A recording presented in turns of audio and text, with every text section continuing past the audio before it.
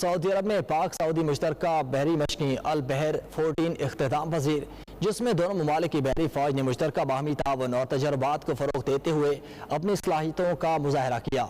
इख्तितामी तकरीब में पाक सऊदी दोस्ती का केक भी काटा गया।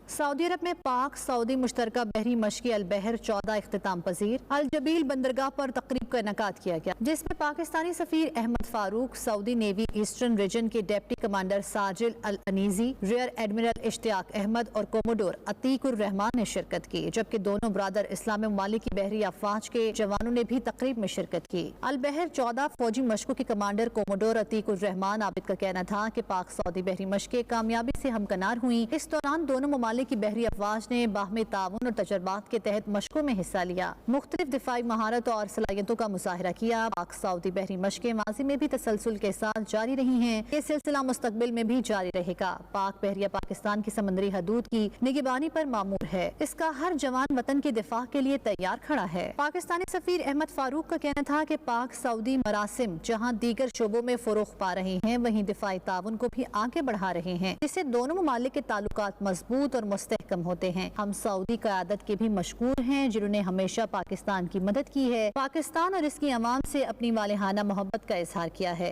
आपके इल्म में है कि जी पाकिस्तान और सऊदी अरब के बड़े करीबी रवाबित हैं, और उन करीबी रवाबित में जो हमारी दिफाई ताल्लुकात हैं वो एक अहम उसका हिस्सा है। तो इस सिलसिले में हर साल दोनों ममालिक की जो बहरी अफवाज हैं वो मिलकर अपनी एक्सरसाइजेस करती हैं। एक साल वो सऊदी अरब में होती हैं और दूसरे साल पाकिस्तान में होती हैं। तो इस दफ़ा हमारी 4 नेवी की जो शिप्स हैं वो एक्सरसाइज के लिए, जॉइंट एक्सरसाइज के लिए जुबैल आई हैं, और मेरे ख्याल में दोनों मुल्कों के ताल्लुकात को मजबूत करने में जो हमारी दिफाई ताउन है वो मज़ीद अहमियत इख्तियार कर रहा है, और मैं समझता हूँ कि ये सिलसिला आगे इंशाल्लाह इसी तरह चलता रहेगा। इख्तितामी तकरीब में पाक सऊदी दोस्ती की मुनासबत से केक भी काटा गया।